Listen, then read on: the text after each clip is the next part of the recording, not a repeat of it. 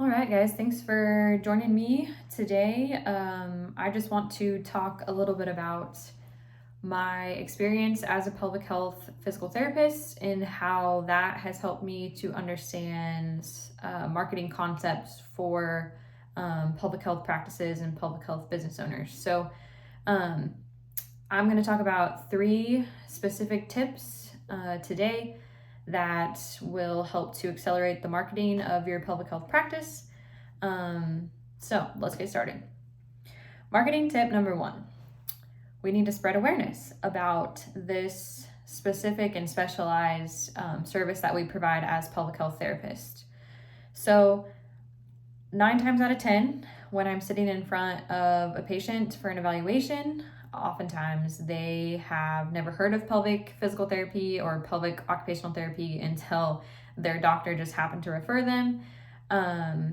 Sometimes they don't even know that we can help with certain things, like leakage, painless sex, those kinds of things. So I think my marketing tip, as far as number 1, to spread awareness, is we want to utilize the platforms that we're most comfortable with.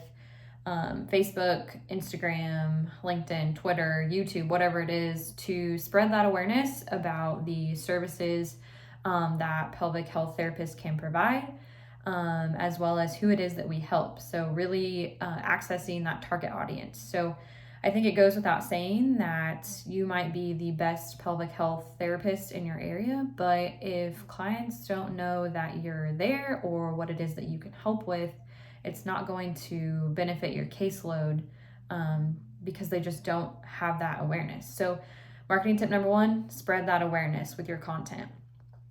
Moving into tip number 2, we need to make these people feel comfortable. We need to utilize our content to create comfortable conversations with these clients. So many times when I'm sitting in an evaluation or even during follow-up treatments, talking with these patients about these different more taboo, if you could say, topics, like pee, poop, sex, pelvic pain, urinary leakage, whatever it is, it's hard for them to talk about. It's not something that societally has been normalized to make them feel comfortable speaking with just anybody about, especially a stranger. As a pelvic therapist, we're a stranger, especially if they're meeting us for the first time. I think it's also important to know that I've really noticed the differences in generational populations. The geriatric population is definitely a lot more timid when it comes to talking about these things because societally they have dealt with just keeping these concerns and frustrations of theirs under wraps. I had one lady tell me that back when she had her 5th kid in 1985, I think she's like 65, 66 right now, but back when she had her 5th baby in 1985, she went to her doctor and told him that she was struggling with incontinence, and he just told her that it was because she didn't do enough Kegels after all of her children. So definitely a generational thing. And then with the younger populations, it's still hard for them to talk about, but I feel like it's a little more normalized. So like, again, I want to just really emphasize, like, we want to utilize our content to create open-ended conversations about these taboo topics. We want to make these conversations seem natural and show empathy as professionals, as far as like talking about these uncomfortable topics, and that we're here to help, no matter what weirdness somebody feels like they're going to bring to the table. So that's number 2. And then marketing tip number 3, lastly, is use your content to answer most frequently asked questions that you get in the clinic, outside the clinic, from family, etc. One easy way to do this is to just put an FAQ section up on your website that houses all of this information, or utilize these commonly asked questions to create content with. Some different commonly asked questions that I've gotten is, what is pelvic PT?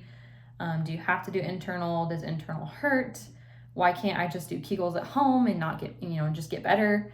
Can you do pelvic PT if you're on your period, if you're pregnant, and what's the difference between pelvic health therapy and OBGYN examinations? So utilizing your content to just immediately answer these common questions really helps potential customers to understand, okay, this is exactly what I need to know. That information is right there, and maybe make them feel a little more comfortable about reaching out to you for services. So I think tip number 3, answer the most frequently asked questions with your content. So these are just kind of the top 3 things that I've seen in my time practicing as a pelvic therapist. And again, just to reiterate, step 1, use your content to spread awareness. Step 2, use your content to create conversations about these uncomfortable topics. And then step 3, or marketing tip number 3, is to answer the most frequently asked questions that you're getting with the content that you're creating and putting out. So yeah, those are the main things. And if you have questions or you want to find out more of what it is that I do as a marketer for pelvic health practices, visit my website, taydanielle.com. It should be linked in my Instagram bio as well as below this video. So thanks for watching.